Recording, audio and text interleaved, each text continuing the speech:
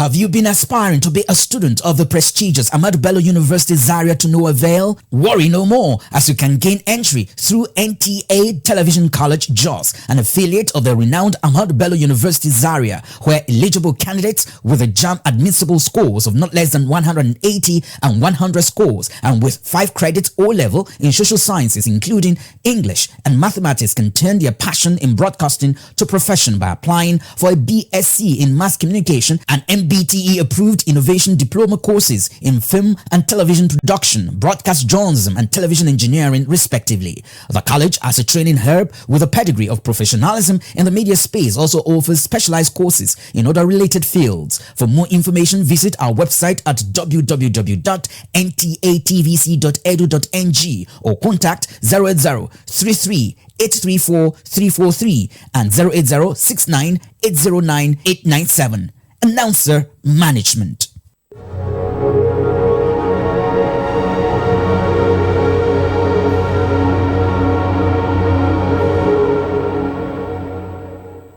My name is Mr. Tony Nta Akure. I'm here to talk about the StarTime Solar experience that was recently installed to the present facility.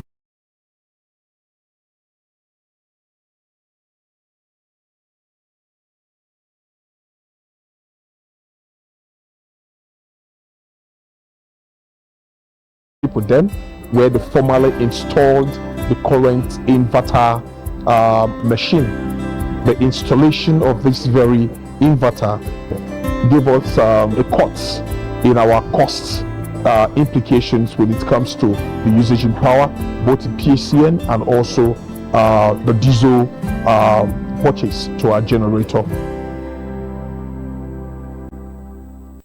Have you been aspiring to be a student of the prestigious Ahmadu Bello University Zaria to no avail? Worry no more, as you can gain entry through NTA Television College Jos, an affiliate of the renowned Ahmadu Bello University Zaria, where eligible candidates with a JAMB admissible scores of not less than 180 and 100 scores and with 5 credits O-level in social sciences including English and mathematics can turn their passion in broadcasting to profession by applying for a BSc in mass communication and MBTE approved innovation diploma courses in film and television production, broadcast journalism and television engineering respectively. The college, as a training herb with a pedigree of professionalism in the media space, also offers specialized courses in other related fields. For more information, visit our website at www.ntatvc.edu.ng or contact 080-33-834-343 and 080-69-809-897. Announcer Management.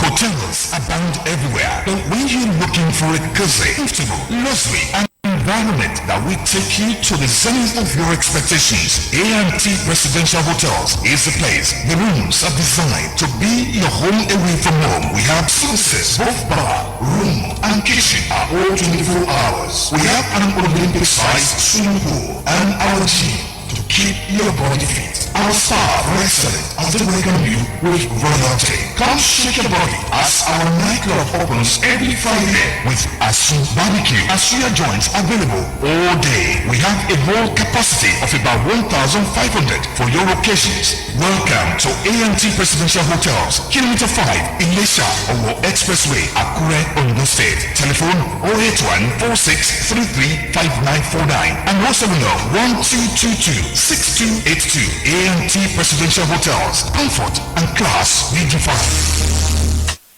Have you been aspiring to be a student of the prestigious Ahmadu Bello University Zaria to no avail? Worry no more, as you can gain entry through NTA Television College Jos, an affiliate of the renowned Ahmadu Bello University Zaria, where eligible candidates with a JAMB admissible scores of not less than 180 and 100 scores and with 5 credits O-level in social sciences including English and mathematics can turn their passion in broadcasting to profession by applying for a BSc in mass communication and MBTE approved innovation diploma courses in film and television production, broadcast journalism and television engineering respectively. The college, as a training herb with a pedigree of professionalism in the media space, also offers specialized courses in other related fields. For more information, visit our website at www.ntatvc.edu.ng or contact 080-33 834-343 and 080-69-809-897. Announcer Management.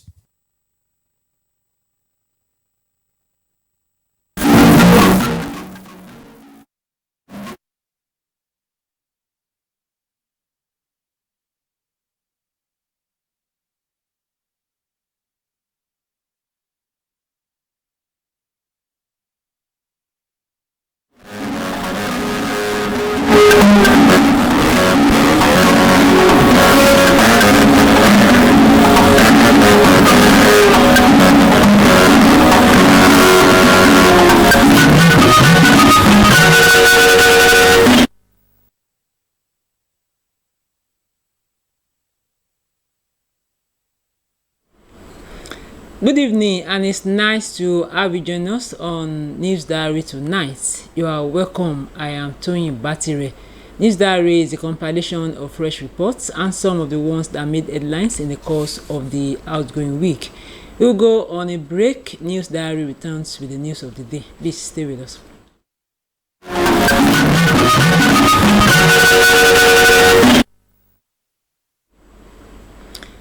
As the month of March marks Endometriosis Awareness Month, the Endometriosis and Adenomyosis Foundation has joined the global campaign to raise awareness about endometriosis, a chronic medical condition affecting millions of women worldwide. The campaign, held through an awareness walk in Ondo Town, formed part of activities marking the global campaign to increase awareness about the condition. Ellen Ndubusi reports. The awareness walk campaign took off from the Gani Junction through major streets of Ondo Town as the Endometriosis and Adenomyosis Foundation drew attention of residents to endometriosis and the need for sustained advocacy on women's health. The campaign also sensitized residents on symptoms of the condition while encouraging women experiencing persistent menstrual pain to seek early medical attention.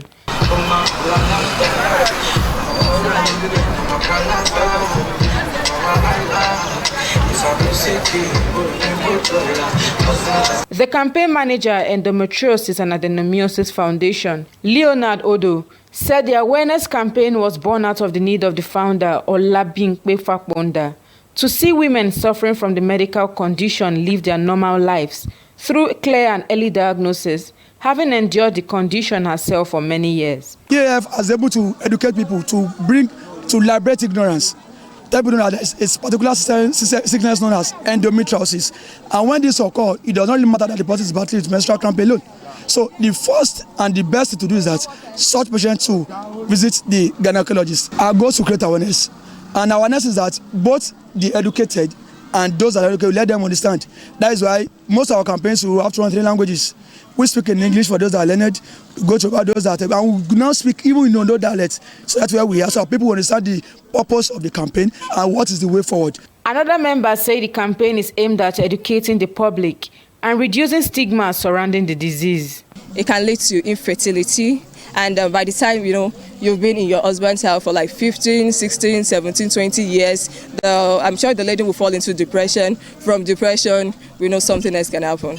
And because we said this condition is characterized with painful menstruation, does not mean that when you have a painful menstruation, you have endometriosis or you have adenomyosis. Endometriosis and Adenomyosis Foundation, founded in May 2020, is dedicated to education, support, and advocacy for individuals suffering from endometriosis and adenomyosis, with a special focus on influencing government policies to improve access to services for menstrual-related issues. In Akure, Helen Ndubisi, NTA News. Now, the federal government has restricted its commitment to empowering women-led enterprises as a strategic pillar in Nigeria's push toward a $1 trillion economy, as policymakers, development partners, and private sector leaders convened in Abuja to discuss opportunities within the African Continental Free Trade Area. The high-level colloquium, organized by the Federal Ministry of Industry, Trade and Investment, brought together stakeholders to explore practical ways to strengthen access to finance, expand market opportunities, and enhance the competitiveness of Nigerian businesses. particularly those owned and led by women within Africa's growing single market. Speaking, the Minister of Industry, Trade and Investment, Dr. Olajumoke Oduwole, described the African Continental Free Trade Area as a historic opportunity capable of reshaping Africa's economic future by integrating markets across the continent. According to her, the trade agreement connects more than 1.3 billion people across Africa and represents a combined market valued at over $3 trillion, creating vast opportunities for businesses that are ready to compete regionally. Oduwole noted that Nigeria's ability to benefit fully from the continental trade framework will depend on the country's capacity to strengthen its productive sectors and support entrepreneurs, especially women, to expand their businesses beyond national borders. You are still watching News Diary. We'll go on another break. It's done shortly.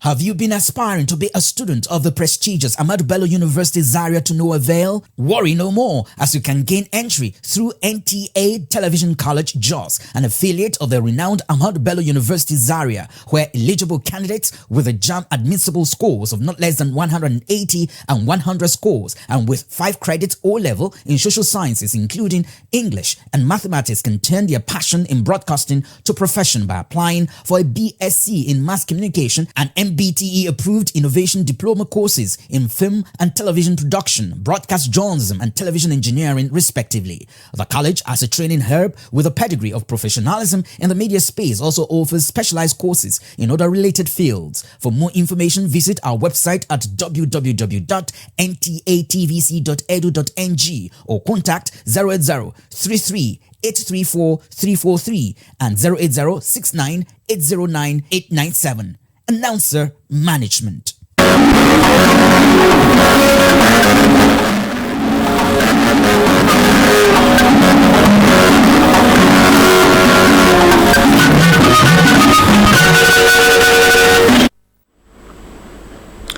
You are welcome back. Now to some of the reports that made headlines in the course of the week.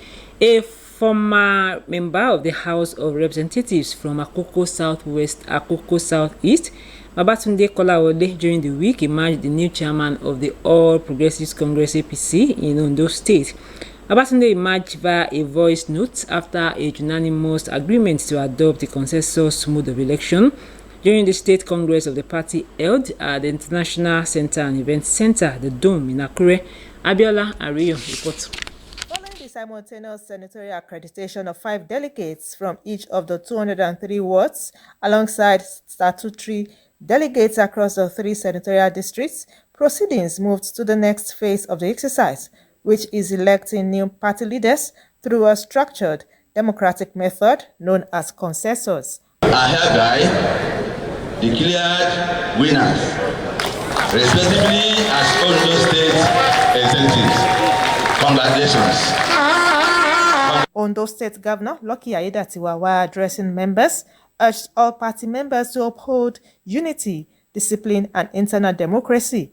He described the exercise as more than a routine political event, stressing its significance in consolidating the party structure. Your emergence is not merely a victory today, it is a call to service.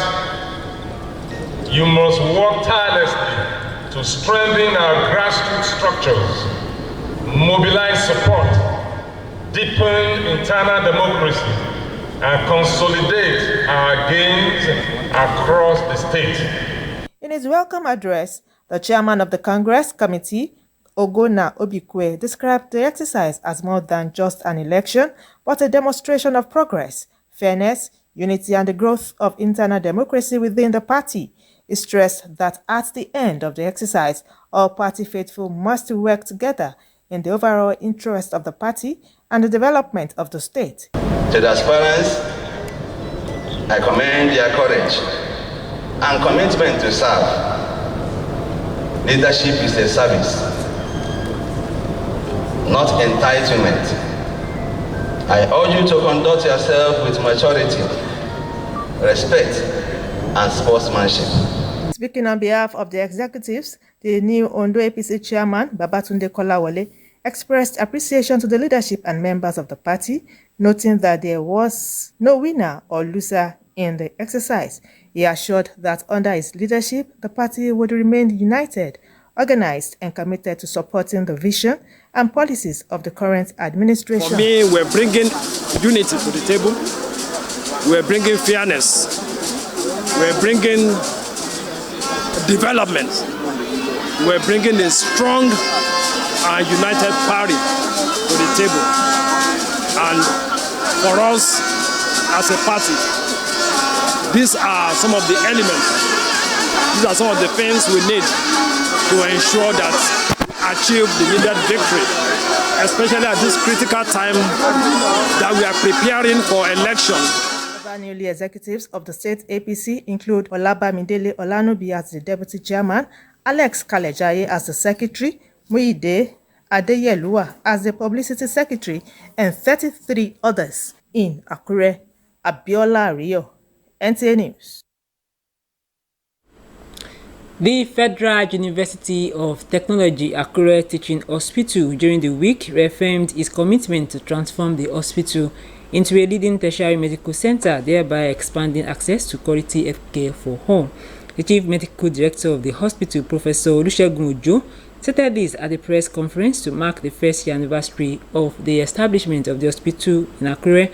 Abdulkarim Ahmed reports. Futa Teaching Hospital was established through a partnership between the federal and Ondo state governments to create a specialized training center for medical students. The project was inaugurated in 2025 with the transfer of an existing state specialist hospital to the federal government, which is gradually transitioning into a fully structured federal tertiary medical institution.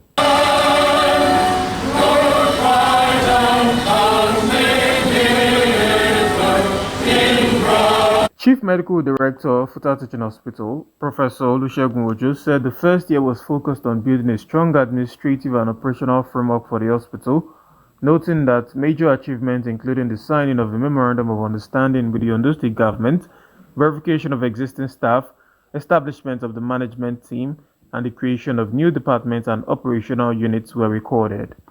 On the 23rd of October 2025, the Minister himself was here present to take over this facility by signing an MOU with the Ondo State Government, which was generously supported by His Excellency Governor Ayedatiwa. He added that plan is underway for major infrastructure upgrades such as new outpatient clinics, expanded wards, improved laboratories, and modern diagnostic facilities. We are also working towards acquiring modern medical equipment for heart disease management, for endoscopy, that's for digestive disorders, and many digital patient monitoring systems. The Futa Teaching Hospital will emerge as a premier training hub, collaborating both with Nigerian and international institutions to produce highly skilled and ethical professionals such as doctors, nurses, pharmacists, physiotherapists, healthcare administrators, and so on. Professor Ojo considers the first anniversary as a foundation for further progress, encouraging stakeholders to support the hospital's objectives of enhancing healthcare delivery, medical training, and research. In Akure, Abdulkarim Ahmed, NTA News. The First Lady of Nigeria, Oluremi Tinubu, during the week called on wives of state governors to support efforts aimed at ending child malnutrition in the country by creating needed awareness for the National Community Food Bank program ahead of its formal launch in April this year. She made the call during the first RHI quarterly meeting for year 2026 with state coordinators in her office. The report. It is another high-level Renewed Hope Initiative RHI quarterly meeting, and state coordinators of the initiative are here again for another critical engagement with their national coordinator and Nigeria's First Lady, Oluremi Tinubu.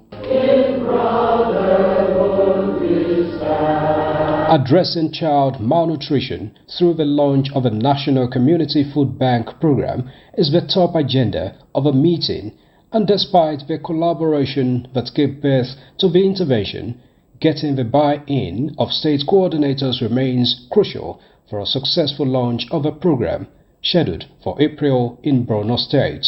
Any food bank will be next to very close by a primary health care center, because there will be supplements for all those children who are malnourished, and I think they're trying to cater for children from 0 to 6, and also for pregnant women.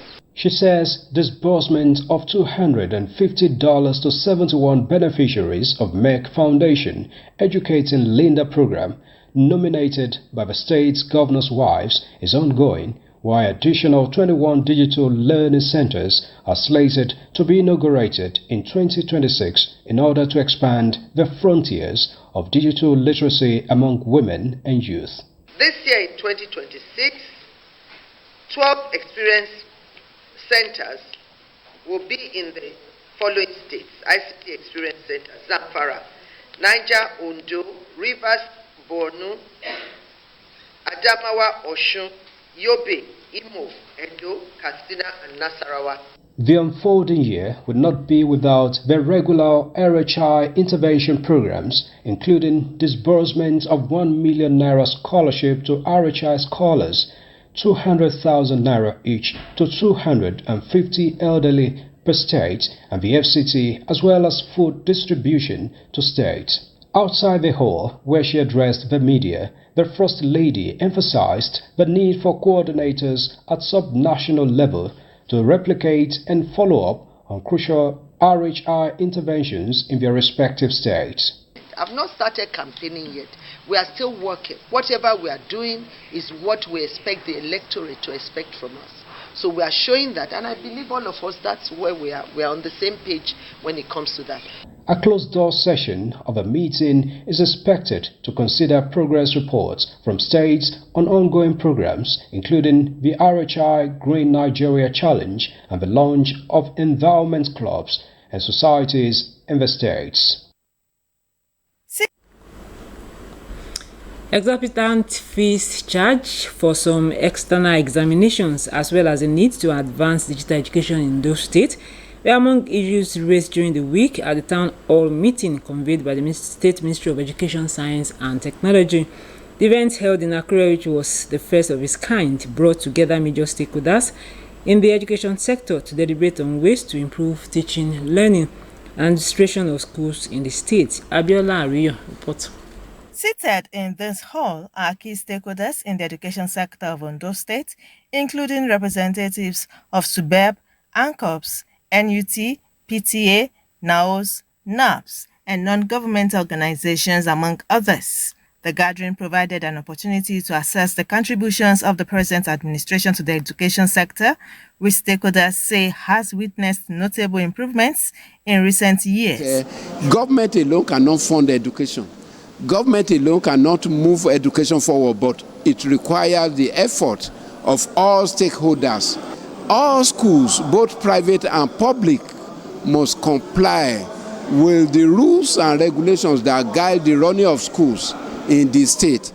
The stakeholders also pointed out specific areas that need additional focus, which include the need to hire more skilled teachers to fill gaps in the workforce and enhancing safety measures in schools, among others. We have to encourage also the formation or inauguration of all students' associations in all secondary schools. Some participants commended the town hall meeting, stating that it offers an opportunity to make valuable contributions to policies that impact the sector. And I want to assure the Honorable Commissioner for Education that the anchors on those states, we do all our best to support the Ministry of Education. So if they can support us, if they can collaborate with us as NGO, we are ready to go to schools so that the agreed fee from the government will be paid by the parents.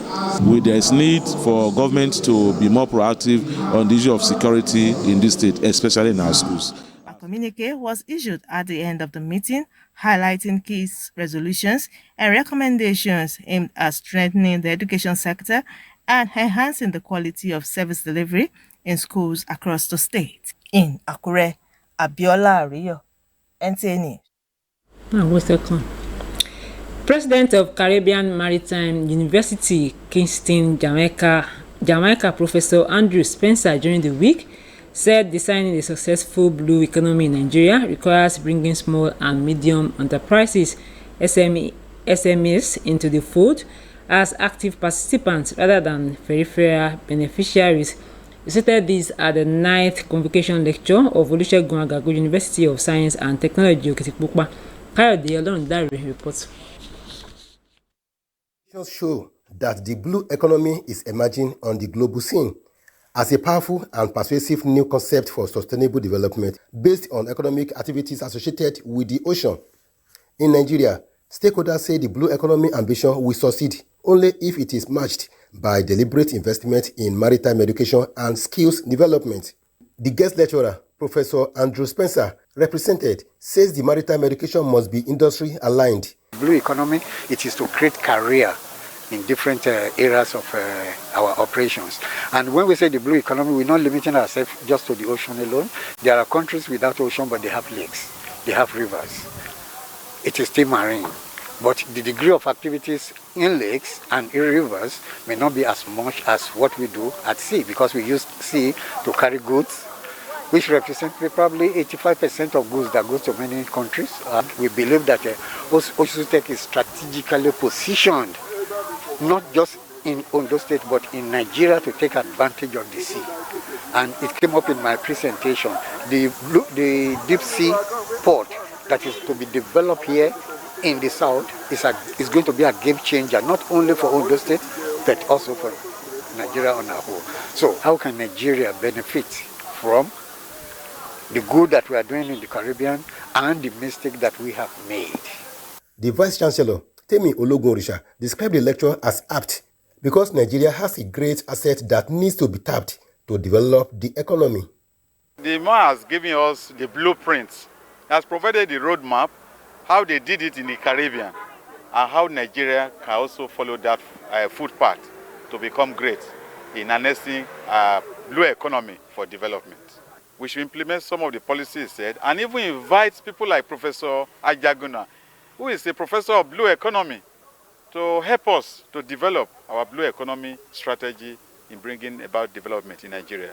They opined that across regions, the blue economic growth was closely tied to global markets, but local small and medium-sized enterprises were often positioned at the margin rather than embedded within core value chains. From Olusegun Agagu, University of Science and Technology, Okitipupa, Kayode Olorundare, NTA News.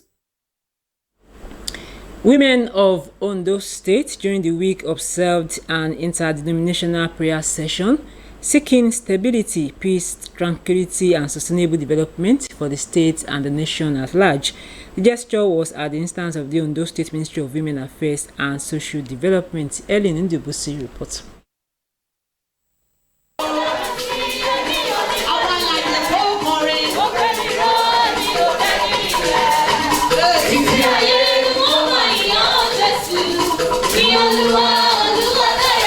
Women from different religions converged on the Ministry of Women Affairs for a special prayer section, seeking divine intervention for the state and the nation.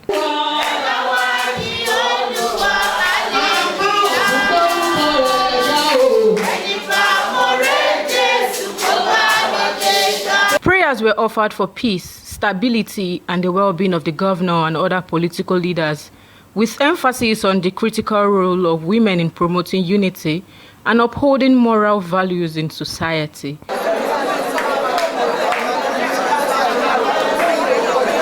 The Commissioner for Women Affairs, Dr. Seun Osamaye, explained that the initiative is part of ongoing efforts to strengthen collaboration among women and to encourage sustained spiritual support for government programs. Our point of focus is for God Almighty to renew His covenant upon the governor, upon this state, so that our governor can continue to rule us with the mindset of the living God, so that the will of God can be done over the entire state. The women expressed their belief that at a time like this, divine intervention is essential to move the state to greater heights and ensure continued progress for the nation. Women will prove to you that the only thing that works for this life is to pray and to be in the Lord. To familiarize yourself with the Lord God Almighty, the one who created you. This type of gathering should not be too far from us, because that is why we are mothers. Anytime we go on our knees as mothers, God used to hear us. In the Quran, in Islam, praying for leaders is an act of righteousness. Yes. You have to be praying for your leaders. When you pray for them, when the government has peace, we too will have peace. The gathering ended with a renewed call for unity, faith, and continuous prayers for the development of Ondo State and Nigeria. This marks the third edition of the prayer meeting. Nta Akure, Helen Ndubuisi, NTA News. And that's News Diary tonight. We thank you for watching. Good evening.